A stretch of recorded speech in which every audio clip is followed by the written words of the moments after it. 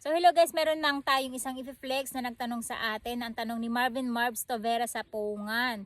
Madam, ask ko lang po, bawal ba hulihin yung baboy damo at kainin? Kasi dito guys sa lugar namin napakadami ng baboy damo, kaya ang problema namin dito mga farmer ay yung pagtinira yung mga pananim mo. At lahat halos ng kapitbahay ko na may taniman ng mga patatas, ng mga sibuyas guys, na nadali sila kahit yung kanilang mga pakwan. Ako lang ang bukod tanging hindi nadali dito sa lugar namin. Kaya nagtataka sila bakit ako harvest ng pakwan at mga melon nang hindi ako nadali ng baboy damo. Kasi nga guys, may kuryente nga tayo, ayan yung nasa gilid na yan, at meron pa din tayong mga net naman sa ibabaw if ever na hindi mag-function yung ating kuryente.